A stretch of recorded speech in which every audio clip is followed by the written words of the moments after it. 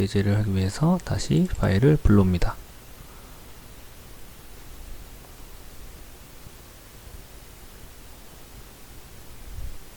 파일 불러오고요. 그리고 파일을 크게 보려고 맞춤을 선택합니다. 그리고 우리가 했듯이 시작에서 매니팩처링을 선택을 하고 밀 컨투어를 선택을 합니다. 밀 컨투어를 선택을 하고요. 사용되지 않는 아이템, 지오메트릭 뷰, 프로그램 뷰 이렇게 순서대로 형성이 되어 있죠. 예전처럼. 그리고 지오메트릭 뷰에서 워크피스를 선정해 주기 위해서 파트를 지정합니다. 여기를 지정을 해주고 선택을 하고 이제 블랭크를 지정해 주려고 합니다. 블랭크는 예전과는 조금 다른 이제 파트 외곽선도 그전과는 크게 다를 바가 없지만 이것은 이제 안을 파내는 가공이기 때문에 이렇게 파트 외곽선을 이용해서 선정을 하였습니다. 여기서 마찬가지로 20을 해주면 이렇게 아래쪽으로 외곽선이 드러나고요. 옵셋을 선택을 해주면 전체적으로 이렇게 바깥쪽으로 50씩 다같이 늘어나게 됩니다. 지금 여기서는 우리가 가공되는 파트를 최소한으로 하기 위해서 옵셋을 0으로 다 0으로 선정을 해 두었습니다. 그리고 확인 누릅니다. 그리고 여기서는 우리가 공구를 또 생성을 해야 됩니다. 여기서 필요한 공구는 플랫 앤드 밀을 또 사용을 할 거고요. 플랫 앤드 밀에서 우리는 이름을 플랫 지름이 32고 반경이 4인 이런 공구를 형성하도록 하겠습니다. 확인. 직경이 32였죠. 32로 만들면 직경이 이렇게 변화가 되고요. 그 다음에 하위 반경 보이죠? 하위 반경 이렇게 꼭지점에서 이렇게 반경을 만들겠죠. 자, 표현을 해보면 4로 표현을 해보면 이렇게 형성이 됩니다. 맥시멈 하위 반경은 어딜까요? 직경의 반이겠죠? 직경의 반 16 이렇게 되면 완전 볼 앤드 밀 이렇게 반 구형을 나타내게 됩니다. 넘으면 어떻게 될까요? 넘으면 말도 안 되는 값이기 때문에 공구 매개 변수가 올바르지 않는다고 이렇게 뜨게 됩니다.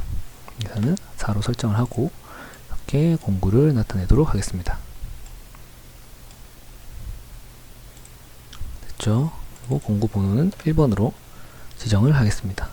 항상 공구 번호를 1번으로 저장하는 습관을 들이시면 공구 번호를 설정하는 습관을 들이면 나중에 헷갈리지 않고 사용을 하실 수 있는 장점이 있습니다. 1번으로 선정을 하겠습니다. 자, 이렇게 됐고요. 그 다음에 우리는 오퍼레이션을 생성을 합니다.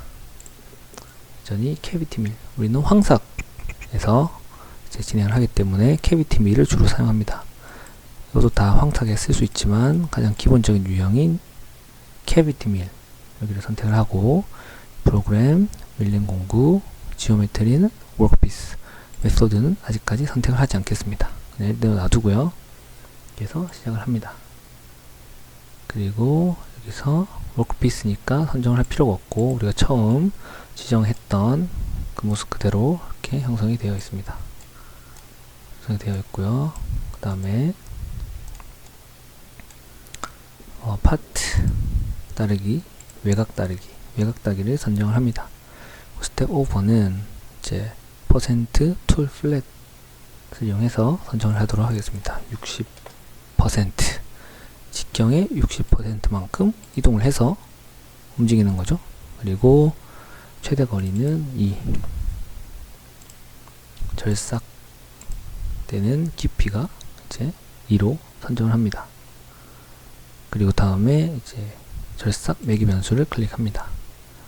예전에 우리가 선택을 했을 때는 이게 안 나왔었죠. 뎁스를 우선 하고 그다음에 이 방향은 바깥쪽을 먼저 할 거냐 안쪽을 먼저 할 거냐 이렇게 방향을 나타내게 됩니다. 안쪽 방향으로 갈 것이냐 아니면 바깥쪽 방향으로 나아갈 것이냐, 한쪽을 선택을 하고요. 만약에 우리가 외곽 따르기를 선택 안 하고 지그재그를 선택을 한다. 그러면 다른 것이 나와 있습니다. 그리고 또 우리가 트로코이드를 선택을 한다. 그러면 다른 값이 나와 있는 거죠. 그 이제 절삭 패턴에 맞게 이렇게 값이 설정이 알아서 됩니다. 그래서 우리는 안쪽으로 가는 걸로 하고 깊이 우선으로 하고 이렇게 선정을 하고 이제 마지막 남는 거를 0.3만큼 남기도록 하겠습니다. 0.3을 남기고요. 그 다음에 확인을 하겠습니다. 그리고 비절삭 이동에 대해서 설정을 하도록 하겠습니다. 나선형으로 진입할 때 나선형으로 들어가는 걸 나타내고요. 직경은 90. 공구가 나선형의 직경이 90이란 말이죠. 90이고 램프 각도 이제 나선형으로 공구가 들어가면서 공작물과 맞닿을 때 이 각도를 말을 합니다. 이 나선형의 각도를 얘기를 하는 거죠. 헬리컬 모양의 이것은 보통 1에서 3도 정도로 지정을 해주면 좋습니다. 그래서 이제 이렇게 설정을 하고 확인을 급속 이동에 대해서 설정을 합니다. 급속 이동은 또 자동 평면을 하고 이제 안전 간격 거리 이거는 앞에서도 했지만 이제 보시면 얼만큼 높여서 움직일 것이냐 이걸 나타내는 거고요. 화면에 표시를 하면 한 이 정도 되겠죠. 3mm 거의 표시가 안 나지만 안정적인 그 안전 간격을 유지하기 위해서 저희는 이제 3mm를 설정을 해줍니다. 그리고 확인을 누릅니다. 이렇게 된 후에 이제 공구 툴 패스를 설정을 합니다. 설정을 하면 이렇게 만들어진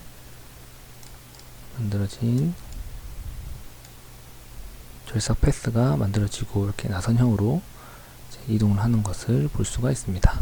이것을 검증하기 위해서 우리가 검증을 누르고 그 다음에 3D 동적으로 설정을 해줍니다. 화면이 다 나오기 위해서 이렇게 전체를 설정을 해주고요. 살짝 돌려서 보기 쉽게 자, 이렇게 설정을 해주고 설정을 하고 애니메이션을 보도록 하겠습니다. 이렇게 2mm씩 지금은 우리가 처음 설정했던 그 스텝 오버가 우리가 설정했던 게 스텝 오버 값이 60%였죠. 이 절삭이 32%니까 32mm니까 지름이 32mm의 60%만큼 이렇게 이제 가공을 하게 됩니다. 이게 19.2mm만큼 겹쳐서 가공을 하게 됩니다. 빠르게 보면 이렇게 볼 수가 있습니다.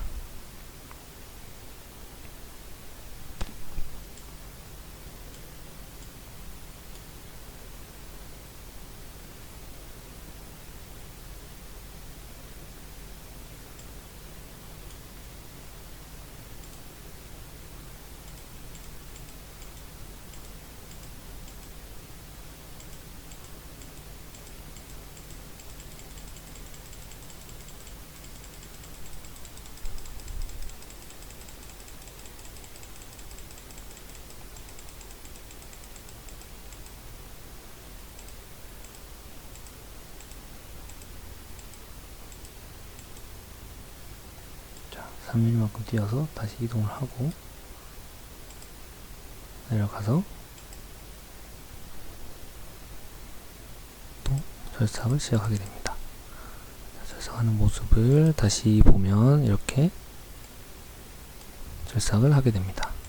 빨리 재생을 하면 빨리 움직여서 절삭되는 모습을 볼 수 있습니다.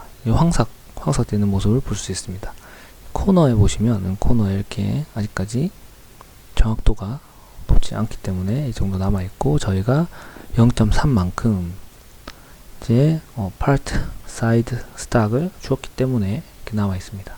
황삭이기 때문에 우리가 이렇게 정교하게 가공을 하지 않고 표면의 0.3만큼 남기고 이제 가공을 하는 것을 볼 수 있습니다.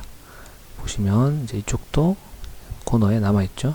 이 정도 이렇게 남아있는 것을 볼 수가 있습니다.